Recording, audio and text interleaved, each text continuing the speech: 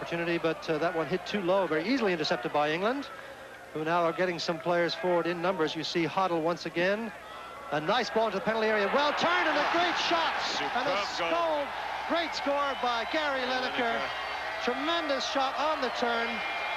Well, I think there was a lot to admire in that goal, Seamus. The ball that put him through from Glenn Hoddle was a superb ball. This is Glenn Hoddle on the ball. Now watch this. Delicate, that's not hit hard, but it's going to clear the defenders and it's going to land right where he wants it on Lineker's chest. Turns and traps it and hits a wicked right foot volley. And look at Mauser looking at that. He really didn't see much of that at all.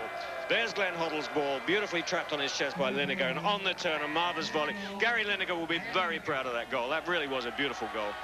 Well, that goal came just after 12 minutes of just about a couple of players still holding onto the ball.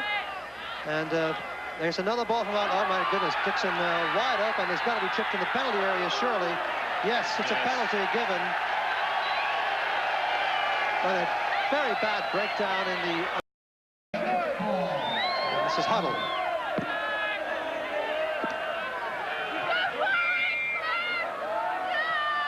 And saved by Arnie Mauser for a corner kick. Well, Arnie, the hero of the moment for the United States hopes there. Very difficult to save a penalty. One has to guess a bit and maybe be a little bit lucky, but the ball... He guessed, and he guessed right, but I don't think that was a particularly well-hit penalty. It was certainly much too close to the goalkeeper. Back in midfield, a lot of his effectiveness is cancelled out. He's not such a good player in midfield. It's a bad error. Oh, a good ball played in for Dixon. He's got a great chance here. He falls down and then scores rather easily as Arnie Mauser hesitated at the 30-minute mark officially, or 30 minutes and a half on the stadium clock.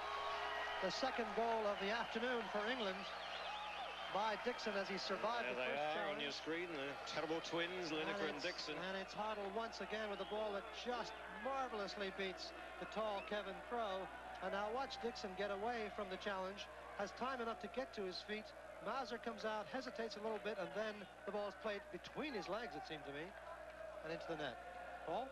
We're going to take a look at Hoddle. This is his right foot this time, again over the defenders. Not quite where Kerry Dixon would have wanted it. But he's knocked down, he gets up again, his balance is perfect. Arnie Mauser's trying to close him down, but the shot is taken and rifled through very quickly and kept low, which of course is the secret of those things. And that is Dixon going into the penalty area, taking on his man, getting by him, chipping it across for Hoddle, and this ball is not into the goal. Yes, a third goal done by Lineker, knotted back by Waddle and touched in by the head of Gary Lineker. Yeah, there was some very light touches on that ball, but enough to get it over the line. And again, the man who did the running and really got to a ball that I didn't think he was going to get to. You'll see this cross come over. Now, this looks as though it's going out, but racing in, here he comes in his picture now, Waddle to head that ball across there, and Lineker diving and I think getting it off the top of his head. But picturesque or not, it all counts. It all counts, and in fact, getting... See Kerry Dixon getting round his man here. Here comes his cross. Much too high for Arnie Mauser to go to. Waddle hitting it very delicately and sharply angled back. And again, Lineker managing to get inside the defender, as you remarked, Seamus, and get his head on that ball from, what, 1 yard out, I would think. So very early in the second half, England score another goal and go 3-0 up. Punch it clear, but here is Waddle again with the cross in. Dixon in a good position, and here's Bracewell with a bad shot. But look at all these England players. And Dixon, oh dear.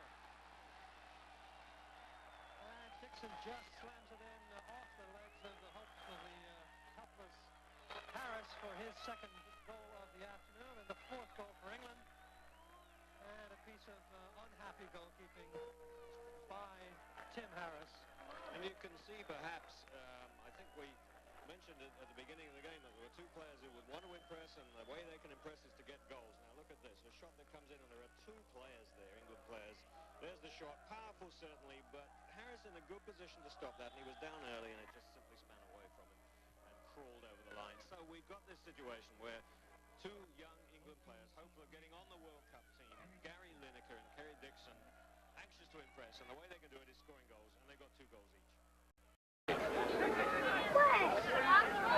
But he's not playing in that deep sweeper role that the Germans and the Dutch use, and the Italians as well.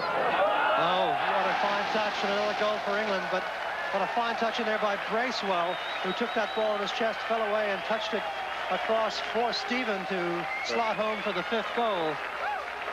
As we spoke, they made it look so easy, and against this very battered United States defense. Well, we'll take a look at the start of this. Is Terry Butcher pushing the ball in. This is Bracewell taking the ball on his chest and sort of volleying it back, and it's a left-footed shot from Trevor Stevens, which sort of threads its way past the defenders. Another look at it this time again with the fine ball from Butcher, but the even finer piece of work at the end of it. This is a lovely chest trap, and then that sort of volleyed ball. And well, I think you can say Trevor Stevens' shot seemed to take deflection there, didn't it? I thought it did take a deflection. Yeah, which might have thrown